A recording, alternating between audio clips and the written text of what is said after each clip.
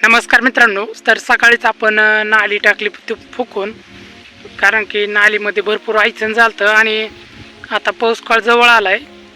कारण की आमच्या नालीला तिकडून माळवून पाणी येते आणि पाणी वगैरे अडकून म्हणजे तिथं थोडंसं चुंबुडी, त्याच्यामुळं नाली टाकली फुकून.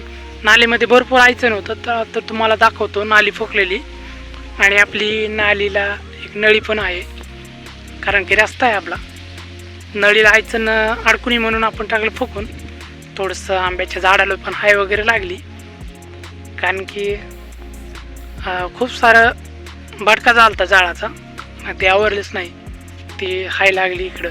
थोडंसं दाखवतो तुम्हाला. बारीक झाड होतं ते वरपळलेले, हे बघा त्यात दिसते ना ते झाड. ह्या दोन झाडाला हाय लागली, कारण की लिंडीच्या साईडला आपण आंब्याची झाडे लावलीत. इथं एक झाड आहे, तिकडं भरपूर म्हणजे 10-12 झाड आहेत आणि इथं मोठं झाड आहे. आता या मोठ्या झाडाला पण हाय लागलेली, पण ह्याला काय होत नाही, थोडंच लागले, इकडे येऊ दिलं नाही. थोडंसं कलर वगैरे याचे चेंजेस आले, कारण की याला आता पाड लागण्याची शक्यता आहे. कलमाचे झाड आहे, बघू शकताय. 2 झाडाला आंबे भरपूर आहेत. तर मित्रांनो, इथं थोडंसं आयचन होतं.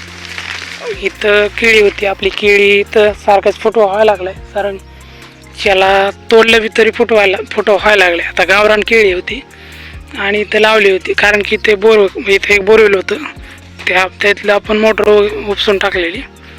त्याला काय थोडंसं पाणी कमी होतं, त्याच्यामुळं ह्याच्यामध्ये काही मोटर नाही. तर त्यावेळेस आपण इथं केळी लावली होती, तर हेच फुटवा जास्त झाला आणि इथं लेंडीमध्ये ह्याचेच खुटं टाकले होते, तर ह्याचं भरपूर होतं.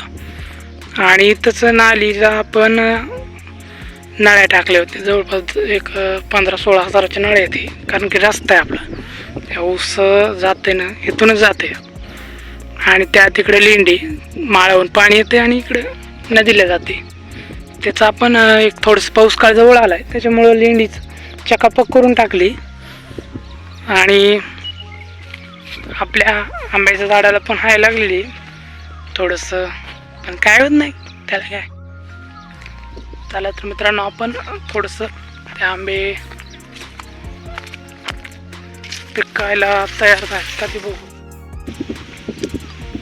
चला तर व्हिडिओला लाईक, शेअर आणि चॅनलला सबस्क्राईब केलं नसेल तर सबस्क्राईब करून घ्या. चला तर भेटू पुढे व्हिडिओ.